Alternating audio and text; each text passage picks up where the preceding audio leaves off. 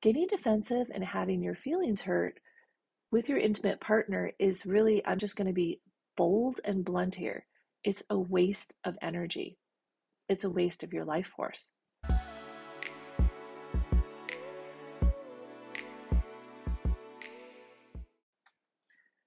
Who is the best type of mate for a sensitive? That's our chat today, and I think it's going to be pretty beneficial for you. Dating is such a hot topic right now. Conscious dating is a hot topic. So for the sensitive, we definitely need to be intentional about our dating because, again, let's remember, sensitives make up 15 to 20% of society, which means 80 to 85% of society is not as sensitive. So who makes a great match for a sensitive? I'm going to say specifically for a sensitive, we need a more flexible person. Now, what I think is interesting about us sensitives is that we're flexible in some ways, but not other ways.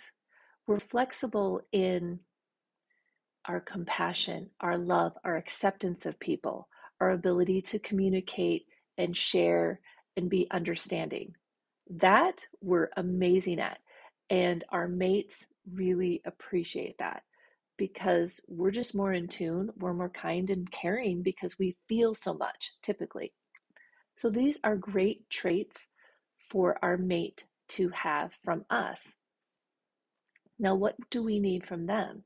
Well, the area where we're not so flexible is in our needs, in filling up our gas tank, making sure that our gas tank is full and continually replenished.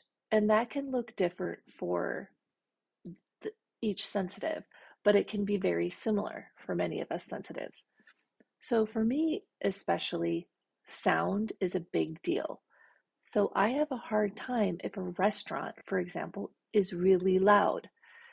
I'm not going to want to go. It's not going to be comfortable for me. Or if I do go, I can handle it for a short period of time. So I would need a mate that's flexible, that understands this issue I have, that it actually causes me pain, doesn't make me wrong about it, doesn't make me feel bad, but actually wants to care for me and protect me and notice, like, you know what, should we go? Should we wrap this up sooner? Those sorts of things. That's the type of mate that I need. And my mate is like that for me. In my home, again, sound is draining to me. So the TV can't be super loud. It just can't be super loud. Thank God my partner is not a big TV watcher. Neither of us are. We do enjoy kicking back at the end of the night. We do enjoy watching sports, but it's not loud, and we mute the commercials. Yeah, we mute the commercials. I can't handle the jarring of commercials. It really causes me pain. And if you look at the test that sensitives take, um, one of the questions on there to determine whether you're sensitive is, do you startle easily? I startle like a cat. Like, if a cat took that test, the cat would be a sensitive. I'm like a cat.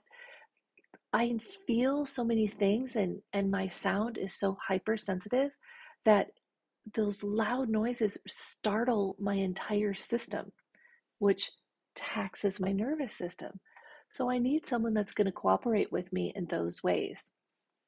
Um, what else? So just the idea that we feel so many things, and so we need to replenish more often. We might need to take breaks. We might need to decompress. However, that is that you need to replenish. You need to have a partner that gets that and understands that, because when we're replenished, we are fun, we're enjoyable, we're kind, we're pretty much up for things. Um, we're just cool people, I think. And we have that understanding. We typically don't make people wrong. We're really welcoming and accepting, and our energy feels really good. So remember that, sensitives. If you feel like, man, I'm asking a lot of my partner. Yes, in some ways we are. I mean, I sometimes say I'm high maintenance in some ways, but low maintenance in other ways. I am high maintenance about my environment. Yes, I think that's a great way to say it. I'm high maintenance about my environment, how it needs to be so that I'm replenished.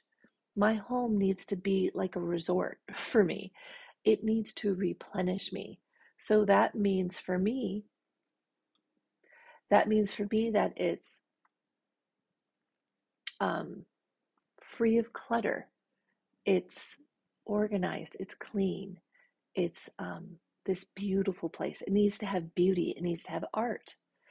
Um, so how do I manage that with my partner? Well, I made sure he knew when we were dating that these are areas that I absolutely will never negotiate on. Never, never, not negotiable. My home is my sanctuary. So, we've designed areas where he can have his piles. And there's one spot in our kitchen, we call it the drop zone, and then he's got his office. So if something's laying around, I just pick it up and I put it in his office. And that's where he'll find anything that is out of place. Now, keep in mind, I'm not hardcore about it, but yes, our home needs to be beautiful.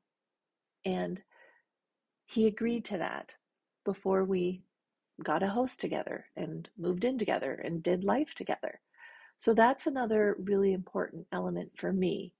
Um, Another cool thing that my guy does for me is he drives. Wherever we go, he drives. And he loves that. And I actually love that. I love being driven. So what's cool about that is I think I'm actually replenishing while he drives. So let's say I had a long day and we're going to drive somewhere. I'm replenishing while he's driving. I'll even take a nap while he's driving. So that really works great for us. So anyway, we covered flexibility. The other two things that I think are very important for anyone who's dating is shared values and willingness. So let's start with shared values. First off, you've got to know what are your most important values. Values that you cannot negotiate. Values that, you know what, maybe you're a person that you've got to be the same politically, or you've got to be the same faith, or you've got to have the same likes. Like I'm a runner, I want a runner. I'm a dancer, I want a dancer. You need to know those things that you can't negotiate on. Actually got a great course on that called Your Compatibility Values. Really great one to check out. So you got to know your values. And then when you're dating, it's not like you have a checklist. You spend time with someone to see if your values are similar, if they can meet your values and you can meet theirs. The other element that is absolutely vital is willingness. When conflict arises, because after that fairy tale dust settles, conflict will arise. It's inevitable. When you're in an intimate relationship, every single wound you have will be exposed. So you can call that conflict, or the two of you can look at it as, okay, I'm triggered now, a wound is exposed. How can we support each other through this wound? Rather than get defensive or have your feelings hurt. Getting defensive and having your feelings hurt with your intimate partner is really, I'm just going to be bold and blunt here. It's a waste of energy.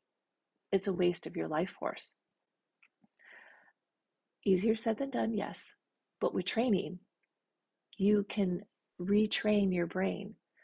You can heal your own wounds so that you're not triggered all the time and taking things personally. It's such a waste of energy in your relationship. So, yes, there's a process of taking care of that. So, you might want to put that at the top of your list of things to attend to, because then you can just enjoy each other and you can actually support each other's weaknesses, support each other's movement forward, support each other healing. And that's where the willingness comes in. Is your partner willing, and are you willing to look at your weaknesses and actually improve? Are we that in ego that we don't think we can improve? I mean, at some point it becomes, Why give ego all that power? Why? Is it worth it? Is it worth it to give ego all that power? I don't think it is. The more I have tamed ego, put ego in her place, the more everything is better.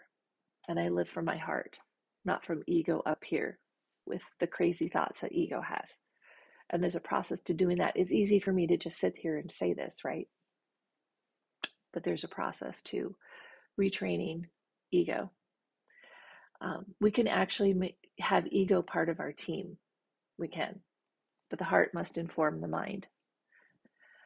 So those are kind of the key elements. So we shared the sensitive needs a flexible person, flexible with the needs that we have to have an environment that helps us thrive, because that's a big problem for sensitives. They tend to try to live like the 80%, so their environment and their choices do not help them thrive. They barely survive. So you need a partner that's going to be flexible in that area. And then you want a partner that shares in your values and is willing. And that's what my partner and I have. We have all three of those. Are we perfect? No. But as we've grown together, we've continued to be willing. And we're both stubborn. So, stubbornness can be good. You can funnel stubborn in the right direction. But we recognize that we're both stubborn, and we can both say to each other, I'm being stubborn right now, and give each other breathing room. But we always come around and we always become willing.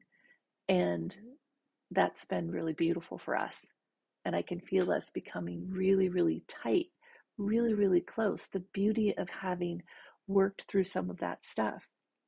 So, there's a lot of people out there dating thinking that they have to find this perfect person, I don't know. I just hear a lot of unrealistic expectations out there.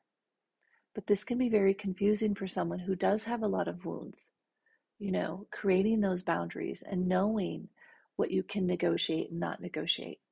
And I definitely can help you figure that out, because then you can stand firm and be confident in, yes, this is what I need. And yes, this I can negotiate.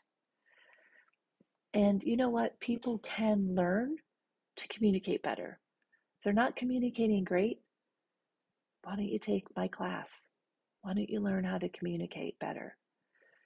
If the person is willing.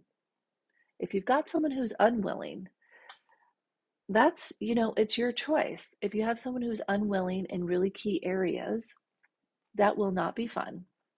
That will cause you suffering. It's not easy to be around someone who's willing. Then you're the one doing the heavy lifting. You don't want that. Is that person willing to learn, willing to grow together, willing to grow personally? So there you go.